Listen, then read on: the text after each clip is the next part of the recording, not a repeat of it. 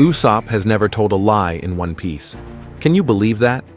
In fact, he might be making up prophecies single-handedly in the entire series, because every single thing that comes out of his mouth eventually turns out to be true. When Usopp makes outrageous claims, almost nobody believes him. Yet somehow, that never stops his declarations from becoming reality. Take that initial claim, for instance. Captain Kuro and the Black Cat pirates did indeed end up attacking Syrup Village, fulfilling Usopp's warning that pirates were going to strike. That really should have been the moment when everyone began taking Usopp seriously.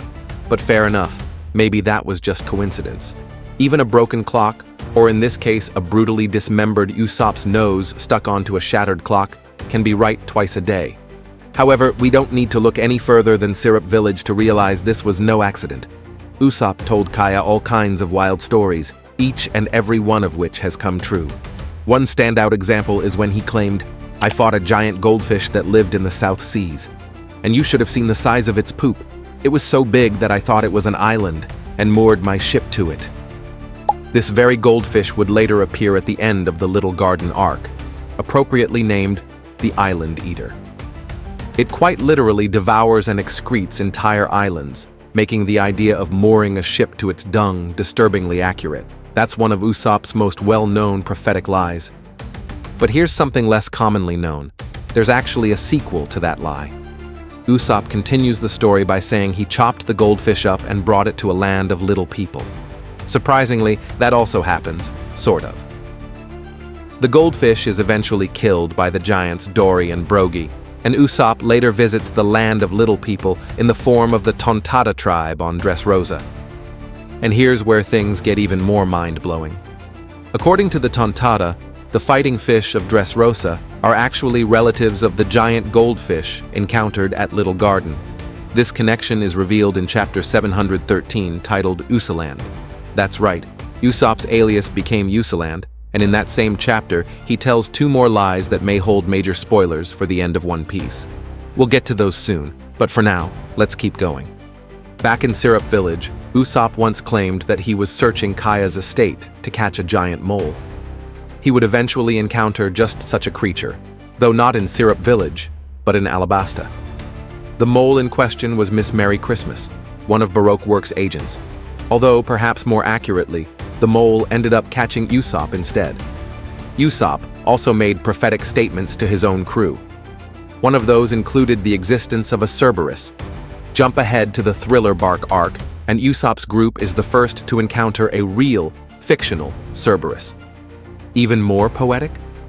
The rest of the Straw Hats later caught the Cerberus, fulfilling Usopp's earlier claim that he and the Usopp pirates had tried to catch one back in Syrup Village.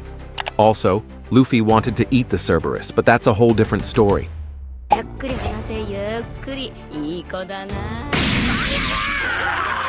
Another mythical creature Usopp once conjured up in his tales was a dragon. Originally, this was just depicted as some funky-looking lizard in his story. But in chapter 655, Usopp's group again becomes the first to encounter a full-sized, legitimate dragon on Punk Hazard. That dragon, named Dragon Number 13, was one of at least 13 created by Vegapunk, or at least one of the Vegapunks. And once again, Luffy wanted to eat it. This time, the crew actually did slash it up and cook the dragon, marking a very strange sub-trend. Not only do Usopp's lies keep coming true, but Luffy seems obsessed with eating them. Toward the end of this arc, Usopp declared that he was going to set out to sea alone. And sure enough, during the Water 7 arc, Usopp left the Straw Hat crew, temporarily, and took the Going Merry with him, effectively becoming its captain. So in a way, that Captain Usopp line did come true as well. At this point, it's almost as if Usopp has the ability to bend reality with his words alone. Possibly a 4th kind of haki? Hard to say. But one of the clearest examples of this is in chapter 42, when Usopp boldly claims to be an expert sniper after randomly hitting a rock with a cannonball. At the time, it was pure luck. But now, Usopp is easily one of the greatest snipers in the One Piece world. Before the time skip, he hit Spandam from over a mile away to save Nico Robin. After the time skip, he awakened Observation Haki, making him even deadlier. He even created the alter ego 𝐬𝐫𝐞𝐭, literally meaning Sniper King, a persona that the world now believes is a real individual due to the widespread bounty and rumors. In fact, when the fake Straw Hats assembled, the imposter pretending to be Usopp didn't call himself Usopp at all. He called himself 𝐬𝐫𝐞, just like Usopp once did. Next comes one of Usopp's most iconic lies, the 8,000 followers claim. He made this boast on multiple occasions, but the most memorable was at Arlong Park. There, he declared, "They call me Usopp, the Demon King.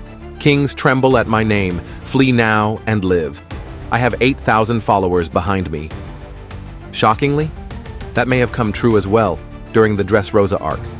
The exact number of toys Sugar created and turned into soldiers is never clearly quantified, but it's consistently described as being in the thousands. So it's quite possible Usopp did command something close to 8,000. And more importantly, he definitely made a king tremble, Don Quixote Doflamingo, the then king of Dressrosa. In fact, Doflamingo placed a 5-star bounty on Usopp, the only one of its kind on the island. As for the Demon King title, Usopp has done one better. He's now worshipped as a god.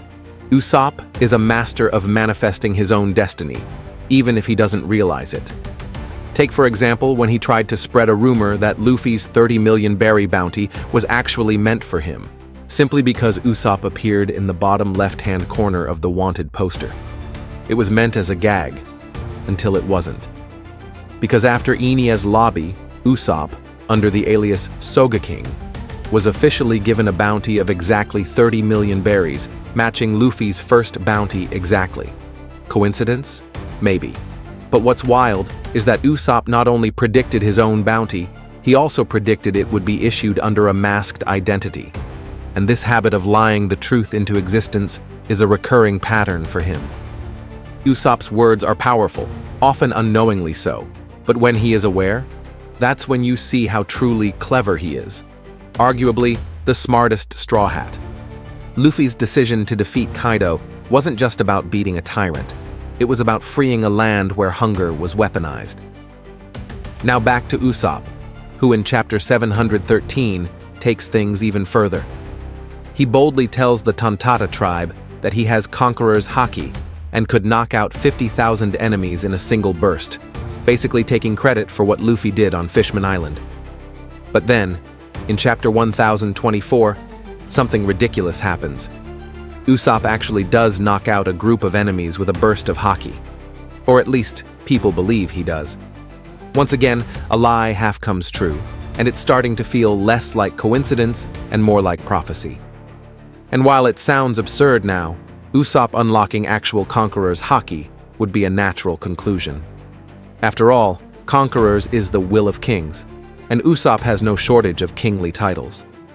He calls himself Sniper King, Demon King, Captain Usopp, and was literally worshipped as God Usopp. Some people are born to be kings, and Usopp might be one of them. He just doesn't know it yet. But there are still some lies waiting to come true, and they might contain real spoilers for One Piece. One of them goes all the way back to Jaya, where Usopp said he could defeat 10 giant shadows. This sparked speculation that Usopp might defeat all 10 numbers in Wano. That didn't quite happen, but maybe Oda's just saving it for later. Then there's the mythical Sniper Island, a place Usopp sang about in the Enies Lobby arc. What if that island is real, somewhere in the New World? Imagine Luffy meeting a legitimate Sniper King and saying, "Thanks for saving Robin back then," only for the guy to reply, "No idea what you're talking about, but you're welcome, kid." Maybe even Syrup Village, Usopp's hometown, gets renamed Sniper Island one day, immortalizing his legend. There's also a common misconception. Many fans think Usopp's "can't go to the island" disease came true when Buggy caught a fever before reaching Laugh Tale. But that's not quite accurate. It stems from a mistranslation. Buggy did conveniently fall ill, yes, but it wasn't labeled with Usopp's phrasing in the original manga. Still, the effect was the same. Oda may yet find a way to canonize that too. But here's the big one. In chapter 713, Usopp tells the Tontatta tribe he is a descendant of Mont Blanc Noland, the infamous liar Noland. At first glance, this sounds like a classic Usopp fabrication. But what if it's true? What if, In the same way Zoro is spiritually linked to Ryuma, Usopp carries on Nolan's legacy, not by blood, necessarily, but through will. A truthful man falsely branded a liar, followed by a liar now remembered as a hero. It's poetry. Usopp has more lies sprinkled throughout the series that could eventually come true. He claimed to be a dinosaur sibling hunter, not a dinosaur hunter, specifically one who only hunts sibling dinosaurs. The specificity is the funniest part. He claimed to have 10 children in Wano. In the anime, during the Drum Island arc, he deliriously claimed to have 74,000 followers. While not canon to the manga, that's an anime original challenge for Toei to make real someday. But of all his lies, there's one that must come true. Usopp will become a brave warrior of the sea. That's not just a personal dream, it's a narrative certainty. He already has 2 statues erected in his honor, and by the end of One Piece, the name Usopp might just stand tall beside legends like Roger, Whitebeard, and of course the future pirate king, Monkey D. Luffy.